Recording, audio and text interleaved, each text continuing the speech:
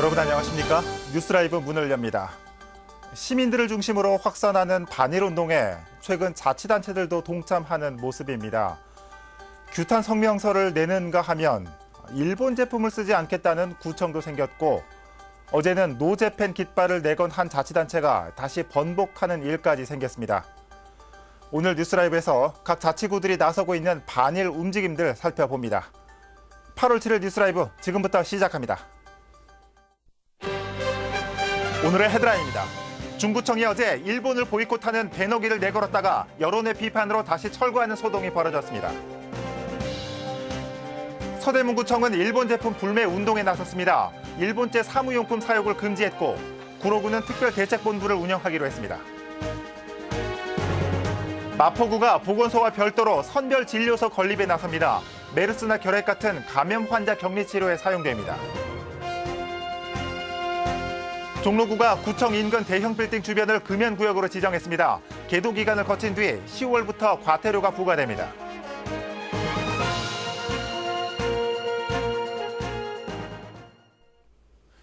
대형 빌딩이 밀집한 종로구청 주변으로 조성된 집단 흡연구역 때문에 보행자들의 민원이 꾸준히 제기돼 왔습니다. 종로구가 7월부터 이 일대 금연구역을 추가로 지정했습니다. 조아영 기자가 보도합니다. 종로구청 주변 거리입니다.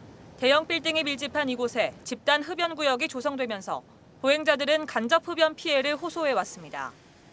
민원이 지속되자 종로구가 지난 7월 1일부터 이 일대 금연구역을 추가로 지정했습니다.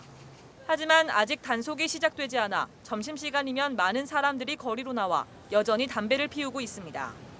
법이 시행됐다고 하는데 이전이랑 달라진 거를 잘 못 느끼겠고요. 사실 이제 담배 피시는 분들이 있는 데는 좀 돌아서 가게 되더라고요. 아니요, 몰랐어요. 아, 모르셨어요? 여기 맨날 다들 피고 계셔서 단속하면 안 피죠. 다른 데 가야죠. 신규로 지정된 금연구역은 구청을 둘러싼 내면의 보도와 도로, 뒷타워 방면의 종로 3길과 광화문역 인근 세종대로 일부 구간입니다. 종로구는 인근 대형 빌딩에 협조 요청을 하고 빌딩 입주자와 직원들에게 건물 내 자체 흡연실을 이용하도록 유도하고 있습니다. 오는 9월 30일까지 계도 기간을 두고 본격적인 홍보 활동에 나선다는 계획입니다. 시민들이 불편하다는 민원이 많이 들어왔습니다. 그래서 저희 단속원들도 계도 활동을 많이 했지만 금연구역이 아니라는 그 이유로 계도는 큰 효과를 보지를 못했습니다. 그래서 쾌적한 거리 환경을 위해서 이번에 금연구역으로 지정을 하게 되었습니다. 종로구는 10월부터 금연구역에서 흡연을 하다 적발될 경우 과태료 10만 원을 부과한다는 방침입니다. 딜라이브 서울 경기 케이블 TV 조아연입니다. 2015년 대한민국을 공포에 몰아넣었던 메르스 사태 기억하시죠? 첫 감염자 격리에 실패하면서 200명에 가까운 환자가 발생했고 38명이 사망했습니다. 이후 감염 환자 격리의 중요성이 꾸준히 제기돼 왔는데 마포구가 보건소와는 별도로 선별 진료소를 짓기로 했습니다. 천서영 기자입니다. 마포구가 선별 진료소를 신축합니다. 에어 텐트 형태가 아닌 구조물이 있는 건물 형태입니다. 선별 진료소는 분리된 의료 전문 시설, 감염 환자가 보건소 내 시설을 이용하지 않고 선별 진료소 내에서 객담 검사와 엑스레이 검사 등을 진행하면서 격리되는 형태입니다. 선별 진료소를 설치하게 된 가장 큰 이유는 그 감염병이 발생했을 때 일반 환자와 감염병 환자의 그 동선을 분리해서 감염의 위험으로부터 안정성을 확보하는 데 있습니다. 구는 보건소 정문 옆에 선별 진료소를 만들 계획입니다. 현재는 자전거 보관소로 쓰이는 장소로 이곳에 지상 1층, 연면적 100여 제곱미터 규모로 선별 진료소를 짓는다는 것입니다. 내부는 진료실과 검체실, 엑스레이실과 이송 대기실 등 7개 실을 만들고 환자 진료 동선에 따라 음압 공조 시설도 설치할 예정입니다. 이번 선별 진료소 설치로 그 감염병 예방과 확산 방지를 위한 안정적이고 신속한 대응 체계가 확립될 것으로 기대하고 있습니다. 구는 이달 중 선별 진료소 신축을 위한 설계 용역을 발주합니다. 이후 연말쯤 착공에 들어가 내년 초 진료소를 개소한다는 방침입니다. 한편 선별 진료소는 평소에는 결핵실로 이용되며 비상시에 호흡기 전염병 전용으로 활용됩니다. 딜라이브 서울 경기 케이블 TV 천선입니다.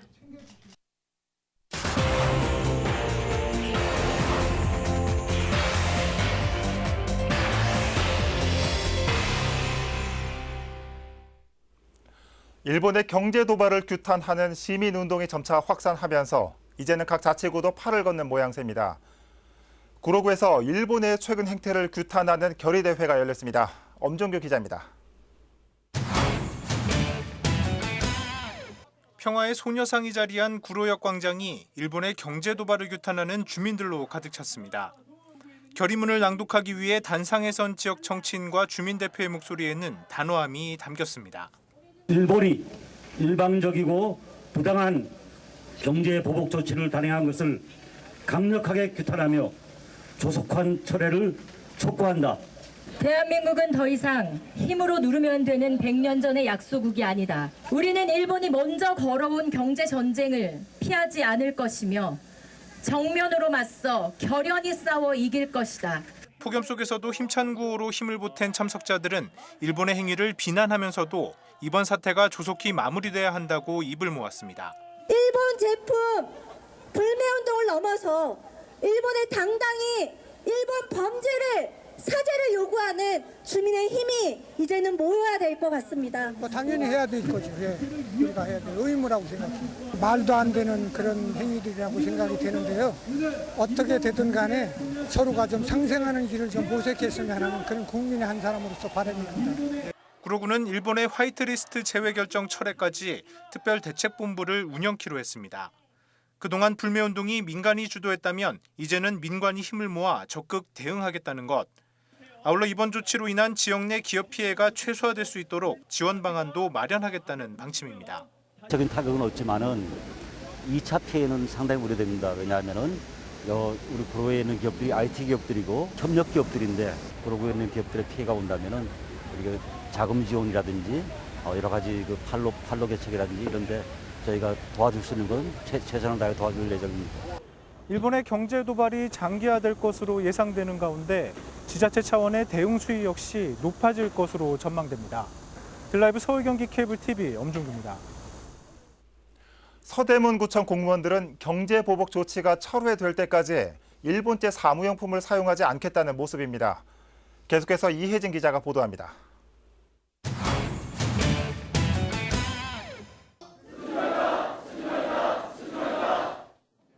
상자를 가득 채운 일본제 사무용품들. 타임캡슐 안에 넣어져 봉인되자 여기저기 박수가 터져나옵니다. 서대문구 공무원들이 일본 제품 불매운동에 나섰습니다. 각 부서에서 사용하던 일본제 사무용품을 한데 모아 봉인한 것. 일본의 경제보복 조치가 철회될 때까지 열지 않고 보관하겠다는 입장입니다. 대체가 가능한데도 일본 제품들이 상당히 많았다는 걸 보고 많이 놀랐습니다. 공무원이 뭐 특별하게 할 일이 있을까 생각을 했는데 막상 해보니까 이런 작은 일이지만은 저희들이 먼저 솔선수범하고 하면은 국민들도 더 따라하지 않을까 해서 아주 좀 다시 한번 생각하는 계기가 됐습니다. 이날 문석진 서대문구청장은 민간에서 이루어지고 있는 불매운동을 지지하는 동시에 동참의 뜻을 밝히기 위해 행사를 마련했다고 밝혔습니다. 일본산 제품 사지 않고 일본산 제품 먹지 아니하고 일본에 가지 않겠다. 이러한 것을 우리 민간에서 하고 있는 이 운동을 철저하게 우리가 가장 시민과 가까이 있는 지방정부에서 함께 지원하고 동참하고 지지합시다. 한편 지난달 30일 서대문구를 포함한 52개 지자체가 일본 수출 규제에 공동 대응하겠다고 뜻을 밝힌 가운데 현재 참여 지자체가 늘어나 140곳에 달하는 것으로 나타났습니다. 이들 지자체는 일본산 제품에 대한 거래를 전면 중단하고 일본과의 자매 결연이나 공무상 방문도 제한하겠다는 입장입니다. 딜라이브 서울 경기 케이블 TV 이혜진입니다. 이처럼 최근 일본을 규탄하는 움직임에 자치단체들도 앞다퉈 나서고 있는데 어제 중구청은 노제팬 깃발을 내걸었다가 시민 반발에 철거하는 일이 벌어졌습니다. 자치단체가 직접 나선 반일 운동이 적절치 않다는 지적입니다. 취재기자 연결해봅니다. 지역배 기자. 네, 보도국입니다. 네, 중구청이 그제죠. 이 월요일에 서울 한복판에 노제팬 깃발을 걸겠다라고 밝혔고 어제 실제로 깃발이 걸렸죠? 네, 그렇습니다. 중구청은 지난 5일 서울 한복판에 노제팬 깃발을 건다며 보도자료를 배포했습니다. 예. 일본이 한국을 백색 국가에서 제외한 것에 대한 항의 표시로 깃발을 단다는 내용인데 세계로와 을지로, 세종대로와 정동길 등 지역 내 22개 도로변에 태극기와 함께 노제펜 깃발 1,100개를 걸기로 했습니다. 예. 당초 6일 밤부터 15일까지 걸 예정이었는데 계획을 바꿔 어제 오전에 대안문부터 세종대로 사거리까지 먼저 50개의 노제펜 깃발을 달았습니다. 예. 깃발 내용은 보이콧 재팬, 가지 않겠습니다, 사지 않겠습니다로 국민들의 호응을 받은 일본 제품 불매와 일본 여행 거부 시민운동 문구입니다. 네. 이렇게 야심차게 발표를 하고 실제로 행동에 옮겼지만 결국 노제펜 깃발이 철거됐죠. 그 상황을 좀 정리해 주실까요? 네, 당초 계획까지 앞당겨가며 걸렸던 노제펜 깃발은 불과 반나절 만에 철거됐습니다. 예. 앞서 보도자료가 배포되면서부터 찬반 논란이 불거졌는데 지역 주민들은 물론 정치권에서 지방자치단체가 직접 일본 제품 불매 운동에 나서는 것은 적절하지 않다는 비판이 쏟아졌습니다. 예. 청와대 국민청원 게시판에도 서울 한복판에 노제펜 깃발을 설치하는 것을 중단해달라는 청원까지 올라왔는데 오늘 아침까지 19,000명이 넘는 호응을 받았습니다. 예. 이렇게 관 주도의 백색 국가 지정 항의 표시가 적절치 않다는 지적이 온 오프라인을 뜨겁게 달구면서 결국 서양호 중구청장은 노제펜 깃발을 내리기로 결정했습니다. 예. 자치단체가 나선 건 지나치다라는 지적이군요. 이 서영호 중구청장은 이에 대해서 어떤 입장을 보였습니까? 네, 서 구청장은 자신의 SNS에 일본 정부의 경제 보복에 국민과 함께 대응한다는 취지였다며 뜻하지 않게 심려를 끼쳐 죄송하다고 밝혔습니다. 예. 또 노제펜 배너기 개첨이 일본 국민들에게 불필요한 오해를 줄 수 있다는 우려와 불매운동을 국민의 자발적 영역으로 남겨둬야 한다는 비판에 대해 겸허히 받아들인다며 구청장으로서 지방정부가 해야 할 일을 함께 하겠다고 입장을 밝혔습니다. 예. 지금까지 보도국에서 전해드렸습니다. 네, 지혁배 기자였습니다. 자치단체가 앞장선 반일운동에 이 시민과 여론의 문매를 맞았던 중구청의 사례 살펴봤습니다.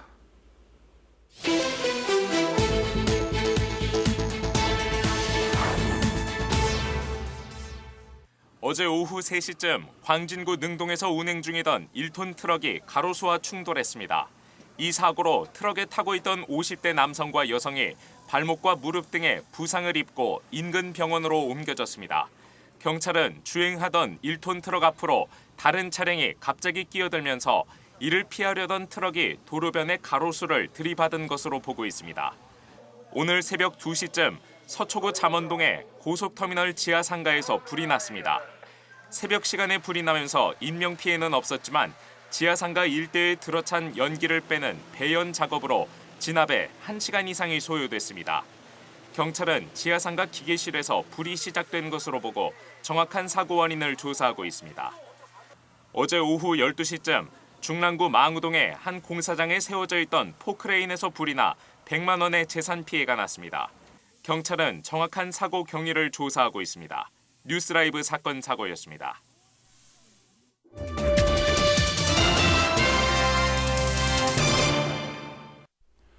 취임 1년을 맞은 구청장들의 소회와 앞으로의 계획들을 정리하고 있습니다. 마포 1번가와 마포 하우징으로 대표되는 마포구 유동균 구청장. 앞으로도 민생 위주의 생활 밀착형 정책들을 펼치겠다는 계획입니다. 천서영 기자입니다. 구상했던 일을 하나씩 실현하면서 보람을 느끼고 있다며 말문을 연 유동균 마포구청장. 지난 1년간의 가장 큰 성과는 단연 마포 1번가와 마포 하우징이었다고 말했습니다. 온라인과 오프라인으로 주민 의견을 듣는 마포 1번가의 경우 현재까지 1000건 넘게 접수돼 일부가 정책에 반영되고 있고 각종 위기로 집이 필요한 가구에 임시 거주 공간을 제공하는 마포 하우징은 타 자치구들로부터 혁신적 복지 정책이란 평가를 받고 있다는 겁니다. 서울시 자치구 최초로 실시한 MH 마포 하우징은 각종 위기로 집이 필요한 가구에 임시 거소 및 공공 임대주택을 지원하는 우리 마포구만의 주거복지 시스템이라고 말씀드릴 수가 있겠습니다. 반면 돌봄 SOS 센터 사업은 아쉬움이 남는다고 말했습니다. 현재 사업이 가동되고는 있지만 구의회에서 정원 조례안이 부결되면서 사업 운영에 따른 인력 충원 문제가 해결되고 있지 않기 때문입니다. 구의회와 충분히 논의해 다음 달 중 조례가 통과될 수 있도록 한다는 계획입니다.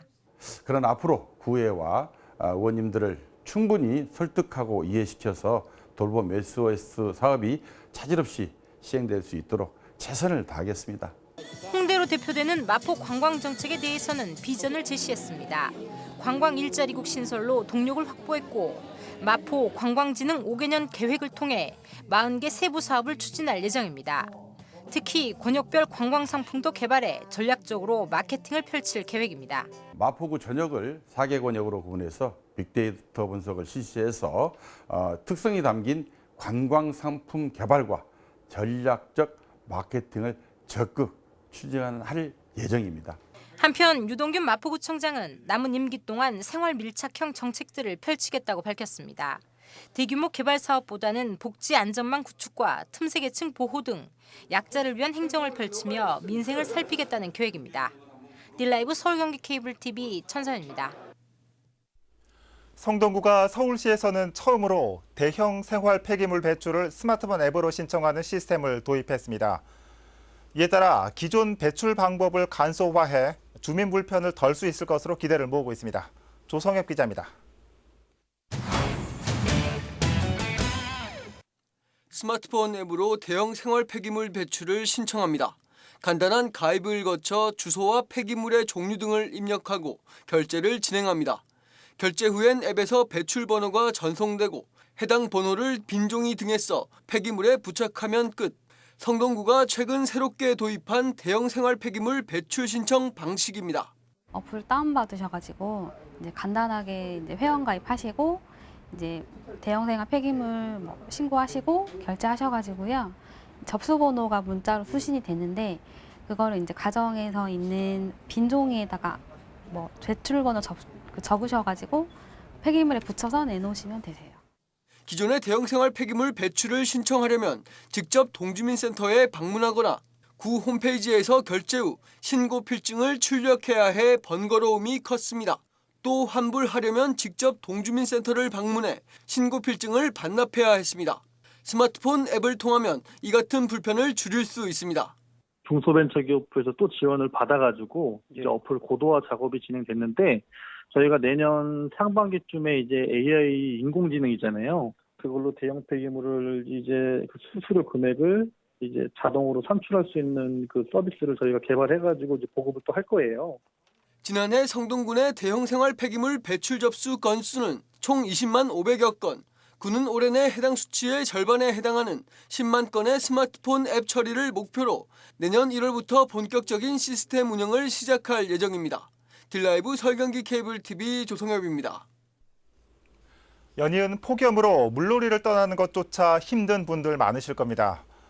용산구가 동네 공원에 어린이 물놀이장을 마련했다는 소식입니다. 이재용 기자입니다.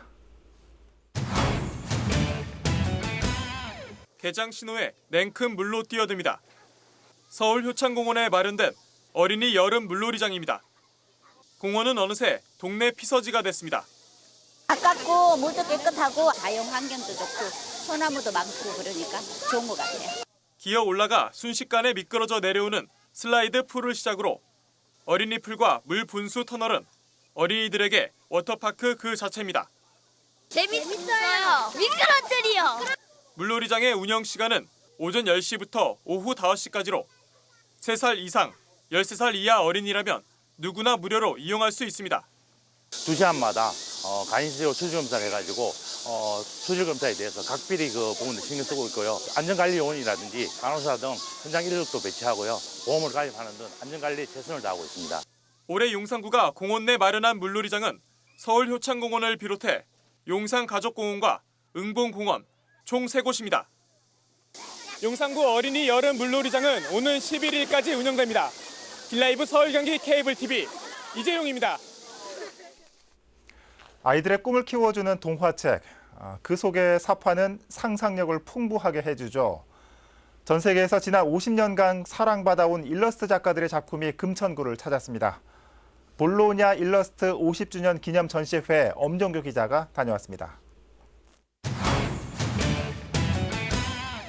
작은 애벌레가 먹이를 먹고 번데기를 거쳐 나비가 되는 과정을 아이들의 눈높이로 표현한 배고픈 애벌레.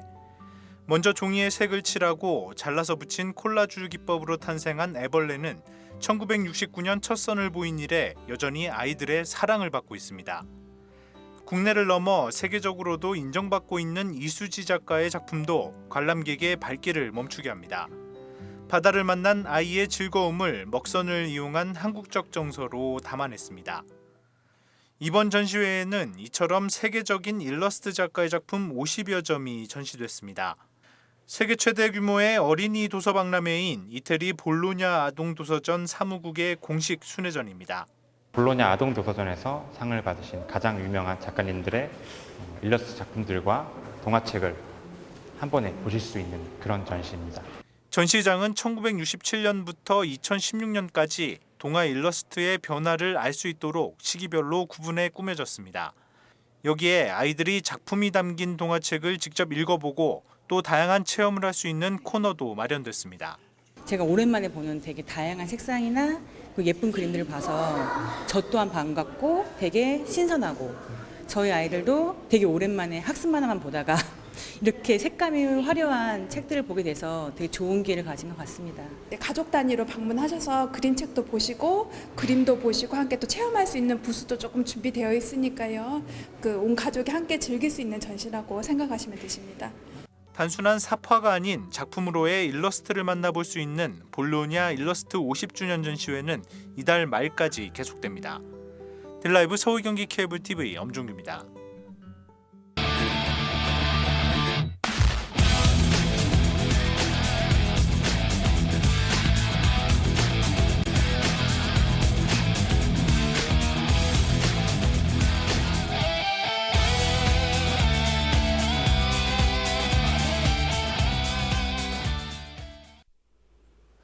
어제 중구청이 붙였다 내린 노재팬 깃발 소동은 일본 규탄 움직임에 동참하는 자치단체들에게 어느 정도의 마지노선을 제시한 사례였습니다.